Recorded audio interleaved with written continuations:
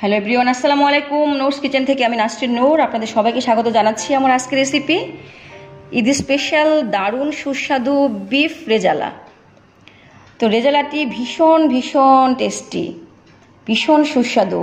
রেজালা সাধারণত অনেক সুস্বাদু একটা খাবার। তো আমরা বিভিন্ন অকেশনে বা বিয়ে বাড়িতে বিফ রেজালা খেয়ে থাকি। তো বিভিন্ন অকেশনে একসাথে অনেক মাংস দিয়ে রান্না করা হয়। রেজালাটা ভীষণ সুস্বাদু হয়, কারণ একসাথে অনেক মাংস রান্না করলে খুব দ্রুত সিদ্ধ হয়ে যায় এবং অনেক টেস্ট হয়। তো বাসায় আমরা সাধারণত অল্প রান্না করি, সেখানে মাংস কম থাকে, এজন্য আমাদের একটু টেস্টটা একটু কম হয়। কিন্তু আমি আজকে অল্প মাংস দিয়ে কিভাবে অনেক বেশি সুস্বাদু করে বিফ রেজালা রান্না করা যায় সেটাই আজকে আমি আপনাদের সাথে শেয়ার করব। তো চলুন শুরু করা যাক আমার রেসিপিটা। ঈদ স্পেশাল শাহি বিফ রেজালা বানানোর জন্য আমি এখানে 1.5 কেজি পরিমাণে বিফ নিয়েছি। আমি মাংসগুলোকে রেগুলার কাট থেকে একটু বড় সাইজ করে আমি কেটে নিয়েছি। রেজালার মাংসগুলো একটু বড় সাইজ করে কাটতে হয়, ছোট করে কাটলে মাংসগুলো একেবারেই গলে যাবে আর দেখতেও ভালো লাগবে না। তো রেজালার মাংস, এই মাংসেতে সলিড মাংস, হাড় এবং চর্বি সব মিলিয়েই এই রেজালার মাংসটা নিতে হয়, নয়তো রেজালার মাংসটা খেতে একদমই ভালো লাগবে না। তো আমি এখানে মাংসগুলো ভালো করে পরিষ্কার করে আমি ধুয়ে নিয়েছি, পানি ঝরিয়ে নিয়েছি। তো আমি একে একে সব মশলাগুলো এখন আমি দিয়ে দিচ্ছি। আমি এখানে 1.5 কেজি মাংসের জন্য 1.5 কাপ পেঁয়াজ কুচি দিয়েছি। এখানে 1/3 কাপ টক দই দিয়ে দিচ্ছি। 1/3 কাপ মানে হচ্ছে এখানে 5 টেবিল স্পুন। লবণ দিয়ে দিচ্ছি টেস্ট অনুযায়ী। লবণটা পরে আবার চেখে লাগলে আবার পরে দিতে হবে। আমি মরিচের গুঁড়া দিচ্ছি 1.5 টেবিল স্পুন। আমি হাফ দিচ্ছি আরও। মরিচের গুঁড়া আমি দিচ্ছি 2 টেবিল স্পুন। যেহেতু রেজালার মাংসে একটু ঝালটা বেশি দিতে হয়, ঝাল না হলে রেজালাটা খেতে একদমই ভালো লাগে না। আমি ধনিয়ার গুঁড়া দিচ্ছি 1.5 টেবিল স্পুন। গরম মশলার গুঁড়া দিচ্ছি 1 টিস্পুন। ভাজা জিরার গুঁড়া এখানে আমি দিচ্ছি 2 টিস্পুন। কালো গোলমরিচের গুঁড়া দিচ্ছি 1 টিস্পুন। আমি বাদাম বাটা দিচ্ছি 2 টেবিল স্পুন। এখানে আমি চীনা বাদাম বেটে দিয়েছি, আপনারা যে কোনো বাদামই এখানে বেটে দিতে পারবেন। 1 টিস্পুন জায়ফল, জায়ত্রী এবং পোস্তদানা আমি বেটে দিয়েছি। বেরেস্তা ভাজার যে তেলটা ওটা আমি দিয়ে দিচ্ছি, কারণ এটা দিলে মাংসের টেস্টটা অনেক ভালো আসবে। আমি আরেকটু তেল দিয়ে দিচ্ছি, রেগুলার তেল। আমি টোটাল তেল দিলাম হাফ কাপের থেকে একটু বেশি। রেজালায় তেল মশলার পরিমাণ বেশি দিতে হয়। এবার আমি সবগুলো মাংস মশলার সাথে মিশিয়ে নিব। আমি এখানে 1/3 কাপ টমেটো কেচাপ দিয়ে দিচ্ছি। আমি আদা বাটা দিচ্ছি 2 টেবিল স্পুন। রসুন বাটা দিচ্ছি 2 টেবিল স্পুন। তো আমি আদা আর রসুন বাটাটা প্রথমে দিতে ভুলে গিয়েছিলাম, এবার দিয়ে নিলাম। এবার আবারও আমি একটু মাংসগুলোকে ভালো করে মাখিয়ে নিচ্ছি। আমি এর ভিতরে কিছু গরম মশলা দিয়ে দিচ্ছি। আমি এখানে 3টা তেজপাতা ধুয়ে ভালো করে ছিঁড়ে নিয়েছি 2 টুকরা করে। আমি এখানে 4-5টি এলাচ দিয়ে, দারচিনি দিয়ে দিলাম 4 টুকরা এলাচ। আমি মুখটা ছিঁড়ে দিয়ে দিলাম। মুখটা ছিঁড়ে দিলে এটার স্মেলটা ভালো আসবে। আর আমি এখানে 4-5টি লং দিয়ে দিচ্ছি। আর এখানে একটা স্টার লংয়ের আমি হাফটা দিয়ে দিচ্ছি। পুরোটা দিলে একটু তীব্র স্মেল আসবে, এই জন্য আমি হাফটা দিচ্ছি।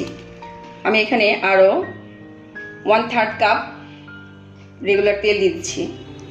রেজালাতে তেলটা একটু বেশি দিতে হয়। রেজালাতে কিন্তু আমি হলুদটা দিব না, অনেকে হলুদ দেয়, তবে আজকে আমি হলুদ ছাড়াই করে দেখাবো। মাংসটা সরাসরি বসে দেওয়া যায়, কিন্তু ম্যারিনেট করে নিলে মশলাগুলো মাংসের ভেতরে ঢুকে যাবে এবং মাংসটা খেতে বেশি টেস্ট হবে। আমি এখানে আরও 1 টেবিল স্পুন আদা বাটা দিয়ে দিচ্ছি আর হাফ টেবিল স্পুন রসুন বাটা দিয়ে দিচ্ছি। তো আমার কাছে মনে হয়েছিল যে একটু রসুন আর আদা বাটাটা একটু কম হয়েছে, তো আমি আর একটু অ্যাড করলাম। তো আমার এখন টোটাল আদা বাটা হয়েছে 3 টেবিল স্পুন এবং রসুন বাটা হয়েছে আমার 2.5 টেবিল স্পুন। তো আমি আবার এগুলোকে একটু মাখিয়ে নিচ্ছি। আমি মাংসটাকে ভালোভাবে মশলার সাথে মাখিয়ে নিয়েছি। তো আমি 1 ঘন্টার জন্য মাংসটা মেরিনেট করে রাখছি। আমি মাংসটাকে 1 ঘন্টা মেরিনেট করে রেখেছি। এবার আমি চুলায় বসিয়ে দিলাম আমি চুলাটা অন করে দিয়েছি। এবার আমি মাংসটা ঢেকে দিচ্ছি। এবার একটু পর পর আমি মাংসটাকে নেড়ে দেব। আমি 15 থেকে 20 মিনিট পর আমি ঢাকনাটা খুললাম। আমি এর ভিতরে কয়েকবার ঢাকনা খুলে নেড়ে দিয়েছি। তো মাংস থেকে যথেষ্ট পানি বের হয়েছে। আমি এই পানি দিয়ে মাংসটা সিদ্ধ হচ্ছে। এবার আমি ঢাকনাটা আবারও দিয়ে দিচ্ছি। কিছুক্ষণ পর আবারও ফিরে আসছি। আমি আবারও 15 থেকে 20 মিনিট পর ঢাকনাটা উঠালাম। আমি এর ভিতরে কয়েকবার নেড়ে দিয়েছি। মাংস থেকে যে পানি বের হয়েছিল সে পানি দিয়েই মাংসটা ভালোভাবে কষানো হয়েছে। মাংসের তেল উঠে গিয়েছে। এবার আমি মাংসের ভিতরে একদম ফুটন্ত গরম পানি আমি দিয়ে দিচ্ছি। আমি মাংসে এই মগের 2 মগ আমি ফুটন্ত গরম পানি আমি দিয়েছি। এবার মাংসটাকে ভালো করে নেড়ে চেড়ে দিয়েছি। এবার আমি আবারও মাংসটা সিদ্ধ হওয়ার আগ পর্যন্ত আমি অপেক্ষা করছি। আমি 20 মিনিট পর আবার ফিরে এলাম। আমি এর মাঝে ঢাকনাটা উঠিয়ে কয়েকবার নেড়ে দিয়েছি। ঝোলটা পুরোটাই শুকিয়ে গিয়েছে। মাংসের তেল উঠে এসেছে। এবার আমি এর ভিতরে কাঁচামরিচ দিয়ে দিচ্ছি, কিছু বেরেস্তা দিয়ে দিচ্ছি। আমি এখানে 2 টেবিল স্পুন ঘি দিয়ে দিলাম। একটু কেওড়া জল দিয়ে দিচ্ছি। এই কেওড়া জলটা কিন্তু রেজালাতে অবশ্যই দিতে হবে। কেওড়া জলটা না দিলে কিন্তু এই রেজালার ভিতরে একটা যে শাহি শাহি একটা স্মেল, এটা কিন্তু আসবে না। তো অনেকেই এই কেওড়ার জলের স্মেলটা অনেকেই পছন্দ করেন না, খেতে পারেন না এইটার স্মেলে। তারা এটাকে স্কিপ করতে পারেন, কিন্তু এটা দিলে খুব বেশি টেস্ট হবে। একদম মানে একটা বিয়েবাড়ি ভাব, বিয়েবাড়ির একটা শাহি একটা রেজালার টেস্ট পাওয়া যাবে। আমি এখন এটাকে আবারও ঢেকে দিচ্ছি। কিছুক্ষণের জন্য এটাকে আমি দমে রাখবো। আমি 5 মিনিটস পর আবার ফিরে এলাম। আমার রেজালাটা একদমই রেডি হয়ে গিয়েছে। মাংসটা ভালোভাবে সিদ্ধ হয়েছে। এখন আমি এটা আপনাদেরকে সার্ভ করে দেখাবো। হয়ে গেল আমার ঈদ স্পেশাল দারুণ সুস্বাদু বিফ রেজালা। তো আমার আজকের রেসিপিটি আপনাদের কাছে কেমন লেগেছে আমি আশা করছি খুবই ভালো লাগবে। তো আমার রেসিপিটি যদি আপনাদের কাছে ভালো লেগে থাকে তো আমার ভিডিওটিতে লাইক, কমেন্ট এবং শেয়ার করবেন, এবং আমার চ্যানেলটি সাবস্ক্রাইব করবেন, এবং আমার ফেসবুক পেজটি অবশ্যই ফলো করবেন। আর আমার জন্য দোয়া করবেন যাতে আমি নেক্সট টাইমে আপনাদের জন্য আরও অনেক সুস্বাদু রেসিপি নিয়ে আপনাদের সামনে হাজির হতে পারি। আজ এই পর্যন্তই। আল্লাহ হাফেজ।